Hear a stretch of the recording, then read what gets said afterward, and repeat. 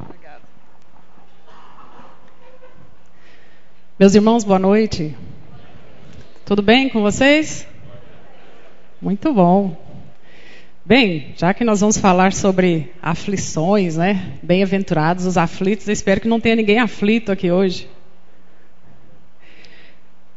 Essa passagem do Evangelho é uma das passagens mais intrigantes que nós já encontramos dentro da literatura espírita, principalmente no Evangelho segundo o Espiritismo.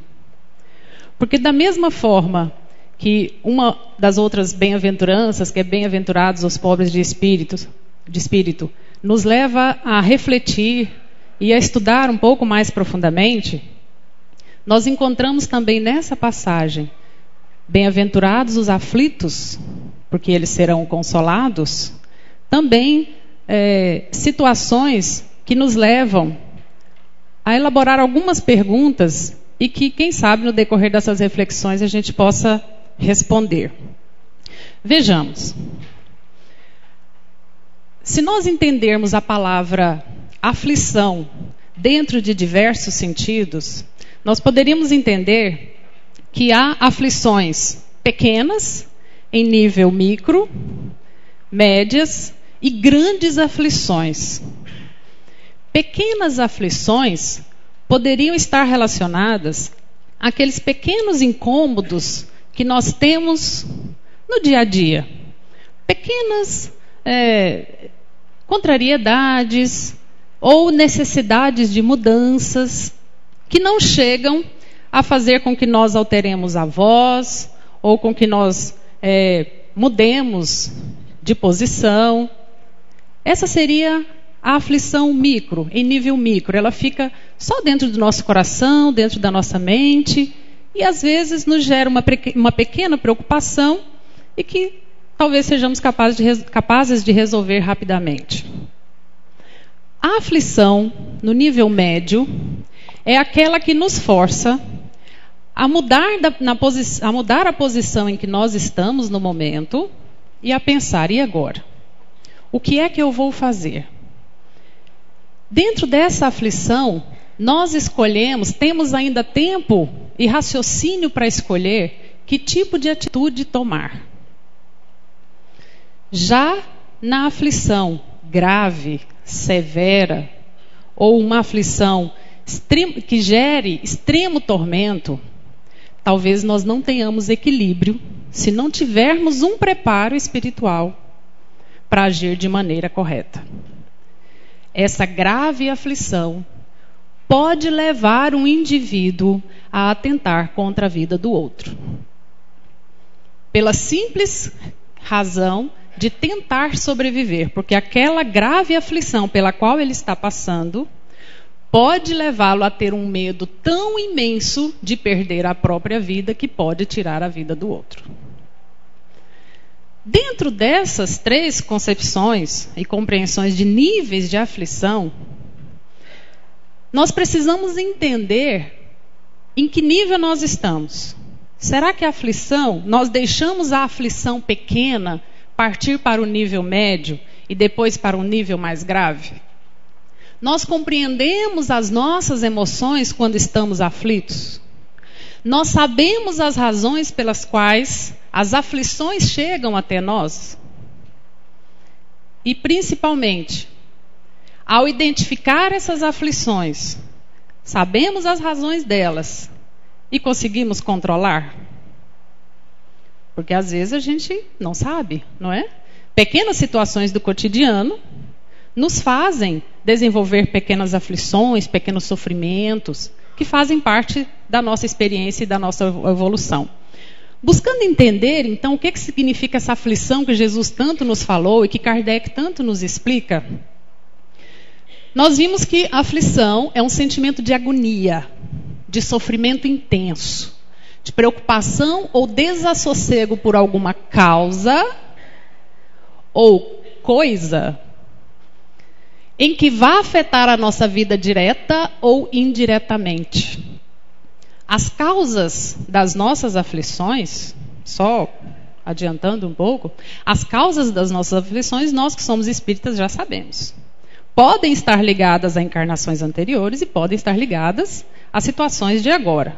Mas vamos lá. Para nós que entendemos um pouquinho do Consolador, da doutrina espírita, o que mais nos preocupa não são as aflições voltadas às causas, são as aflições voltadas às coisas. Meus irmãos, se nós percebermos bem, as maiores brigas, discussões, agressões, violências ocorrem mais por causas ou por coisas? Por coisas. E coisas a gente entende como coisas materiais. Por dinheiro, por posses, por uma casa, por um lote, por um pedaço de terra, por um objeto qualquer, por uma pensão familiar, que é uma coisa que não deveria ter problemas, deveria ser natural. Então deixamos aí esse raciocínio. Um tormento, um martírio, uma tortura, enfim, de afligir, que tem mais ou menos a mesma raiz de esquentar a cabeça. Por isso que eu perguntei logo no início, alguém aqui está aflito? Alguém aqui está com a cabeça quente? O corpo está aqui, mas o espírito está projetado em alguma situação aí que está te esquentando a cabeça. Então, meus irmãos, vamos tentar entender isso para que nós possamos identificar logo no começo a microaflição para que ela não se torne uma macroaflição e depois nós não consigamos resolver a situação. Bem, a aflição também é ainda a sensação de que algo não está certo ou de que alguma coisa errada possa acontecer. Dentro desse aspecto, a aflição pode ser para nós um alerta espiritual para que possamos mudar de posição, mover. Pare o que você está fazendo e vá ver o que é que seu filho está fazendo lá fora. É um incômodo, é um acelerar. E por vezes, meus irmãos, eu acho que eu até já disse isso aqui, às vezes nós estamos esperando uma orientação espiritual para fazer algo, mas a nossa mente é tão inquieta, tão barulhenta, que o nosso anjo guardião, nosso espírito protetor, tenta falar conosco, mas não consegue, porque nós não silenciamos a mente. Ele tenta, mas às vezes não consegue. Então, dentro desse aspecto, essa aflição seria um instinto nosso de conservação para que nós possamos projetar a nossa mente para uma situação que poderia ocorrer. E muitas vezes, esse mover, esse sair do lugar, nos leva a resolver uma situação que poderia se agravar. Como, por exemplo, a aflição que a mãe sente se um filho usa drogas. A aflição que a esposa sente quando o esposo está trabalhando longe, viajando. A aflição que a namorada sente ao desconfiar que o namorado está fazendo o que não deve. Essas aflições, por vezes, podem nos fazer mudar de situação e resolvê-la antes que ela se torne uma macroaflição. Mas também a aflição pode ser fruto da ignorância, o medo do desconhecido. Quando nós entramos em algum ambiente pela primeira vez e não conhecemos esse ambiente, gera-se em nós uma aflição. Não sei se os irmãos sabem que antes de conhecer meu esposo Emílio, eu era evangélica da Assembleia de Deus. A primeira vez que eu entrei aqui no Centro Espírita, vocês não imaginam a aflição que eu senti lá fora. Quando eu entrei, falei, ué, até aqui. Bom, né? Todo mundo quietinho, comportado, beleza. Mas e o medo do desconhecido? E a aflição diante de uma situação nova? E hoje, o que me gera, às vezes, essa aflição é quando eu e Emílio, às vezes, somos convidados a participar de um evento, um casamento, assim, na área da minha família, porque minha família toda é evangélica. E aí, às vezes, nós nos sentamos quietinhos lá e o pastor pergunta, Quem está aqui pela primeira vez? Levante-se. Pronto. Tá. O coração acelera, né? Ninguém vai se levantar, só quem... Então, vamos ver quem vai ficar aflito. Quem está aqui hoje pela primeira vez? Ele fica de pé. Não ficou aflito, né? Tranquilo. Muito bem, sejam bem-vindos.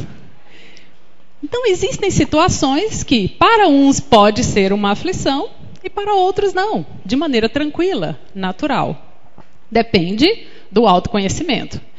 Então, se nós não conhecemos uma situação, nós podemos nos tornar aflitos. Não significa dizer que... o que significa dizer que, conhecendo a situação, a aflição diminui, vai embora. O que é que nós concluímos disso, então? Quanto mais eu conheço, quanto mais eu observo, quanto mais eu estudo, menos aflição eu tenho. Bom, então já temos uma chave. Vamos lá. Pesquisando no Evangelho segundo o Espiritismo, no Livro dos Espíritos, mais especificamente na questão 970, Kardec pergunta aos espíritos se os sofrimentos dos espíritos ignorantes não constituem aflição para os bons espíritos. Vejamos. Imagine então que um espírito mais avançado desencarne. É claro que ele não deveria estar aflito do lado de lá. Mas ele observa que os seus familiares, seus entes queridos que ficaram para trás, não vão para onde ele está agora. E observa o sofrimento do filho, da filha, do pai, do irmão.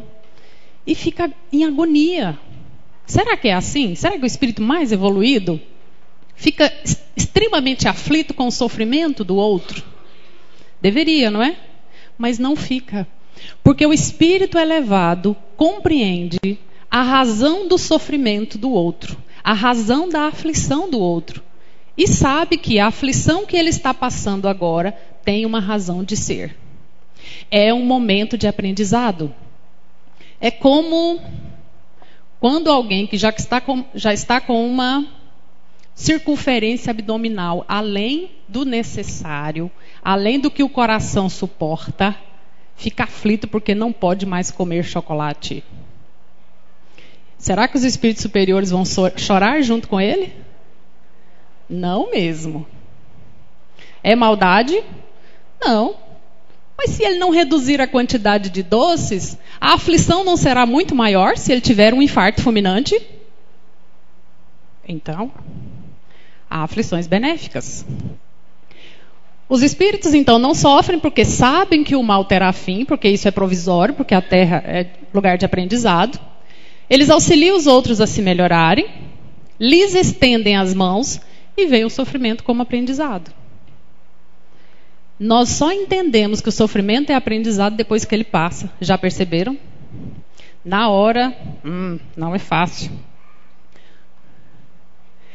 Bem, a aflição, o contrário de aflição, então, dentro dessa compreensão de que os espíritos que entendem o que estão passando, sabem que essa aflição que se passa agora será para a melhoria, para a evolução, então o contrário de aflição é resignação.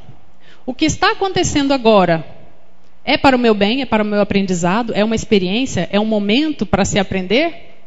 Então, surge aí uma dica importante de Hermes, que ele diz assim: pensa com a mente voltada para a eternidade e não com a transitoriedade dos mundos perecíveis.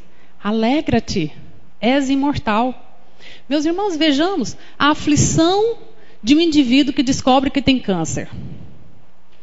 A aflição de um indivíduo que descobre que tem o HIV. Ou que tem uma doença imune, incurável. Ou que perdeu um filho. Ou que perdeu um pai. Se nós tivermos a visão de eternidade, a aflição é reduzida. Porque há a compreensão de que tudo o que acontece em nossas vidas é para o nosso aprendizado, é para o nosso crescimento. O corpo fica aqui. O espírito é imortal. 100, 120 anos é muito pouco para tudo aquilo que nós temos que aprender. Então, se nós tivermos essa visão, Em vez de ficarmos aflitos, nós ficaremos alegres. Alegres, é claro que ninguém vai dar uma boa risada quando tiver um diagnóstico de câncer. Mas é importante saber que essa tranquilidade, essa serenidade, reduz do nosso meio a aflição. Porque se você identificou em um familiar ou em você mesmo um problema extremamente sério que você diz assim, eu não mereço isso. Eu devo ter jogado pedra na cruz para passar por um sofrimento desse. Tem gente que fala isso, né? Joguei pedra na cruz.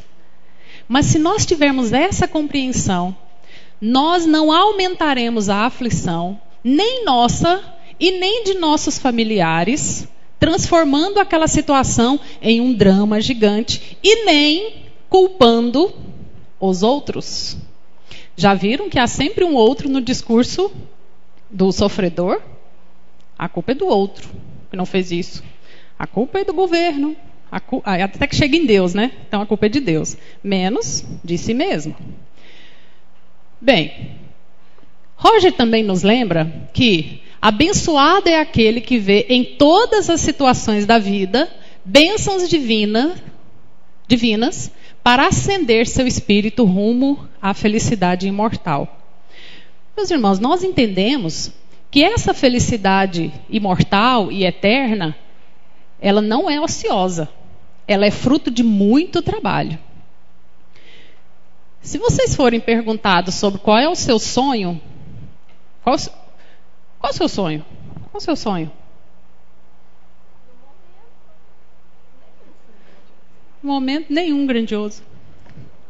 Às vezes as pessoas são perguntadas em qual é o seu sonho? No momento pode ser coisas ou causas, não é? Coisas ou causas. Uma casa própria, um carro 0 quilômetro, ver os filhos formados na faculdade, se parecer com a Gisele Bündchen, não sei. Cada um tem um sonho. Mas imagine, irmãos, o sonho de colaborar com o Criador na administração do universo. Muito grande? Mas não seria esse o nosso futuro? De muito trabalho? Então tudo isso é ascensão. E aí que Jesus nos dá a dica mais importante de todas. Além de ele falar bem-aventurados os aflitos que serão consolados, ele diz assim: não se preocupem, não se estressem, abra aspas, vinde a mim todos vós que estáis aflitos e sobrecarregados, que eu vos aliviarei. Eu vos aliviarei. O chamado. E diz assim: tomai sobre vós o meu jugo e aprendei comigo, que sou brando e humilde de coração, e achareis repouso para vossas almas, pois suave é meu jugo e leve é o meu fardo. Nenhum outro Messias ou Avatar disse isso. Pode vir para mim, se aproxime. A minha forma de julgar não é cruel, é serena, é leve, é boa. O meu fardo, ou seja, aquilo que você tem que carregar junto comigo, é leve, é suave. Em resumo, se você anda com Jesus, o sofrimento diminui. Não o sofrimento de passar pelas experiências, mas a forma como você vê o sofrimento, a forma como você vê a aflição. E é isso que dá a força, o poder, aquilo que a gente chama, com os meninos que cantam, né? A alegria cristã. É a alegria de ser cristão. A alegria de entender o que é que Jesus nos quis dizer com essas palavras. Vinde, vem para mim, vem para perto de mim. Veja como comigo as coisas serão melhores. Já imaginaram? Vocês perdidos numa estrada, pneu furado, gasolina acabou. Alguém passa com um carro maior que o seu, sorridente, e diz: venha comigo, eu vou te levar até um posto. Você vai ou não? Vai, né? Se não tiver seguro, né, para chamar o guincho, vai, né? Então vejamos. Só que, às vezes, as pessoas se afligem mais porque elas acreditam no mal. E às vezes a gente fica pensando, poxa vida, mas se a gente não acreditar que alguma coisa ruim possa acontecer, nós vamos viver ingênuos. Sempre assim. Puros demais. Mas o problema é que essa nossa aflição, essa ansiedade, projetada no futuro, mentalizando ocorrências infelizes, acontece porque nós não acreditamos que somos bons o bastante. Que as coisas boas não vão acontecer porque nós não merecemos.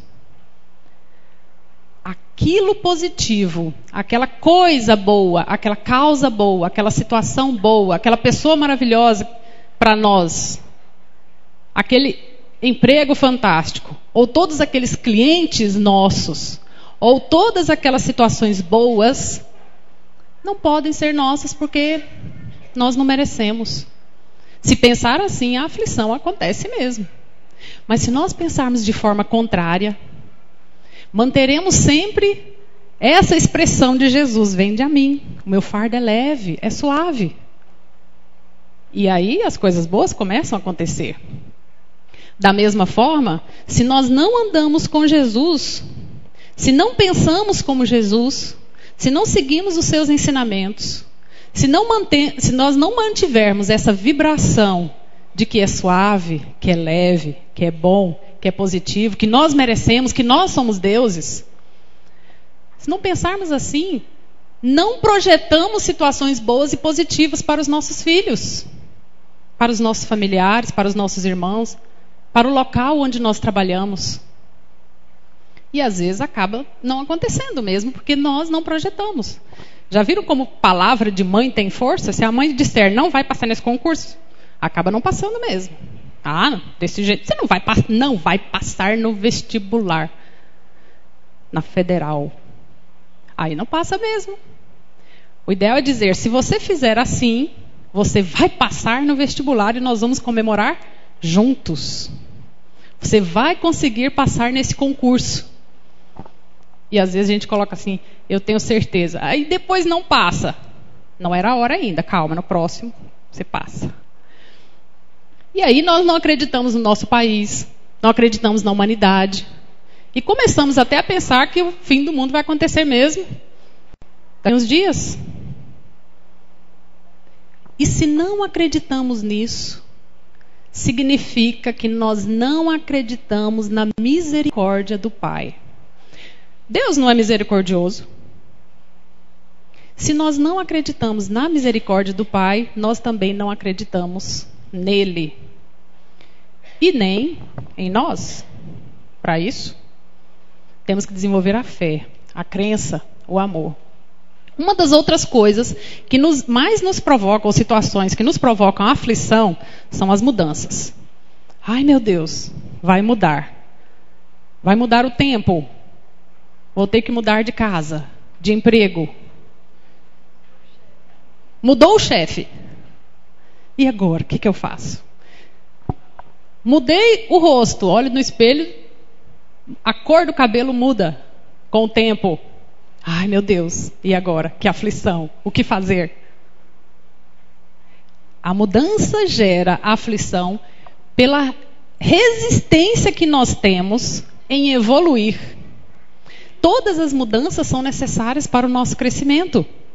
Mesmo aquela que nós observamos como mudanças estranhas, que parecem negativas, porque nós não entendemos. Lembram da questão da ignorância que gera aflição? Por não entendermos a razão? Veja bem, as mudanças que ocorrem de fora para dentro, talvez elas não provoquem tanta evolução nossa quanto as mudanças de dentro para fora. Uma das razões pelas quais Jesus falava em parábolas era justamente para provocar a mudança de dentro para fora. Cada um interpretava segundo o seu nível e segundo a sua subjetividade. Olha a pergunta então. Como pleitear um mundo melhor, um país melhor, se nós, partes integrantes do todo, somos iguais a quem criticamos? Muitos se acham no direito de reclamar, mas poucos acreditam possuir o dever divino de contribuir para um mundo melhor. Vai acontecer uma mudança? Calma, vai dar tudo certo. Sempre que vai acontecer alguma cirurgia de algum familiar meu, a enfermeira Marisley tem que estar presente. E aí, Marisley, muita gente morre na hora dessa cirurgia? Não, às vezes é até uma cirurgia complexa. Fique tranquila, é cirurgia de rotina. Confie na equipe, confie em Deus, vai dar tudo certo. E acaba dando, né? Equipe competente, um pouco de oração na hora também ajuda, né? Então veja bem, além das mudanças, outro fator que nos gera aflição é crer no fim catastrófico. Meus irmãos, vocês creem realmente que esse mundo nosso aqui vai acabar assim? Da forma como alguns estão dizendo? Vamos lá, vamos raciocinar. Porque isso tem gerado aflição no mundo inteiro. Nós não estamos evoluindo. O planeta está melhor, não está? Muito melhor do que no passado. Em alguns aspectos. Mas vejam bem. Se há uma grande enchente em uma pequena cidade ao lado de um rio, e todas as casas são destruídas, não foi o fim daquele mundo para aquelas pessoas? Mas para quem mora em um outro local, que não tem enchentes, nem terremotos, nem maremotos, nem vulcões, nem grandes epidemias, exceto a dengue, né? Tira a dengue. Não é o fim, continua. E é assim que as grandes empresas, as famílias tradicionais, e a fé dessas grandes empresas e dessas famílias tradicionais começam a pensar secularmente e não diariamente. Vocês acreditam realmente que a pessoa que pensa que daqui a pouco o mundo vai acabar constrói uma casa sólida na rocha? Não constrói. Investe num curso superior para ter uma melhor capacitação? Não investe. Então, meus irmãos, a evolução é individual, mas ela também é coletiva. Se nós não tivermos o firme propósito de que Deus tem um planejamento e que o nosso planejamento reencarnatório, é um planejamento inteligente, a aflição vai fazer parte do nosso dia a dia. E esses são os que acreditam no fim do amor entre as pessoas, que o mundo está cada vez pior, mais agressivo, mais caótico, que as pessoas estão se matando. Sim, isso sempre aconteceu. Só que agora as pessoas denunciam mais. A prova disso, a morte de mulheres que antes ficavam ali enterradas no pasto, né? Hoje se denuncia. E acreditam no fim de tudo, né? Exceto no fim da própria ignorância. Então vejamos. Os encarnados se dividem em materialistas alienados, que são facilmente dominados pela sua ignorância, e espiritualistas sem fé. Ora mexe. Dizem crer no mundo espiritual, mas são fracos. Entregam-se na primeira contrariedade. Essa é a aflição provisória. Pessoa maravilhosa, tranquila, serena, boa, bondosa. Mas deixa bem claro assim: desde que não pisem no meu calo. Essa é a que eu chamo de aflição latente. Ela está lá. A qualquer momento pode eclodir e explodir. Bem, vocês podem perguntar, então quem é o aflito mais perigoso? É aquele que está sempre expondo as suas aflições, ou é aquele que está sempre calado, quieto, e quando explode, explode de vez? Nenhum dos dois. Os dois estão errados. O que é necessário é entender a si mesmo, conhecer a si mesmo, né? O nosso sábio Sócrates já disse isso. Conhecer a si mesmo e saber. Lá vem a aflição. Já que sou espírito em fase de evolução mesmo, não sou tão superior, lá vem a aflição. Família se preparando para sair. Lá em casa, quem demora mais a se arrumar é Emílio, não sou eu me arrumo rapidamente. Quando eu estou pronta, ele fala, já vou me arrumar, Tintina. Pronto. A hora que eu estou pronta, ele entra no banho. Aí começa a minha aflição. Porque uma das maiores aflições que eu tenho, vou confessar, é atraso. Por favor, me ajude. Quem aqui gosta de pontualidade? Levanta a mão. Tá vendo? Não estou só. A pontualidade, meus irmãos, pode ser sinal de evolução. Aí, como eu me conheço e sei que já começa a aflição, sabe o que eu faço? Vou para lá, abro um minuto de sabedoria, abro um livro dos evangelhos que fica ali perto, ou então volto para o espelho e falo, acho que não coloquei rímel direito, vou colocar mais uma camada. É a maneira. E com isso já se vão 20 anos de casados. Quem se conhece sabe. Emílio é extremamente organizado. Mas e quem não tem um marido organizado que joga a toalha molhada na cama? Que aflição. Não é? Os filhos que sujam todos os copos e deixam na pia. Que aflição. É só pegar um esmalte e marcar embaixo do copo de cada um. Ninguém bebe água no copo do outro. Além de não encher a pia de copos, evita a transmissão de gripe. Tem que ter sabedoria. Lembra que a ignorância é uma das causas da aflição? Outra, não seja pessimista, porque o pessimista obstrui as nossas mais belas iniciativas. Esse negócio não vai dar certo. Já tentei uma vez há 5 anos, não deu certo. A hora é outra, a situação é outra, você é outra pessoa, o mundo é outro. Tente. Não seja pessimista em momento algum. Ser pessimista é acreditar que você, primeiro, não é capaz. Segundo, não merece. Terceiro, vai dar errado. Mas eu não vou pedir, não. O máximo que você pode receber é um não. Lembram de Madre Teresa de Calcutá? Irmã Dulce, foi pedir esmolas. O moço rico cuspiu na mão dela. Sabe o que ela fez?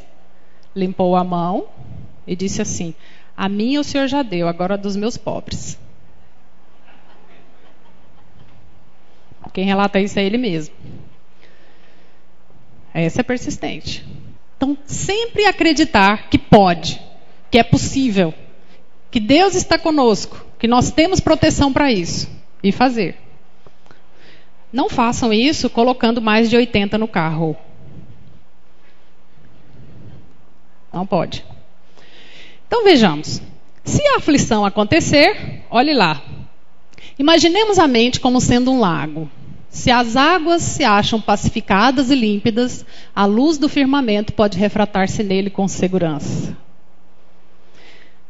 Não sei se os irmãos estão lembrados que eu falei que se nós quisermos andar sem sombras, nós precisamos ser transparentes, como o vidro. Né? Um poste faz sombra, não faz? Porque a luz... o poste é um obstáculo para a luz, ele faz sombra. Mas se ele for um vidro transparente, a sombra será menor.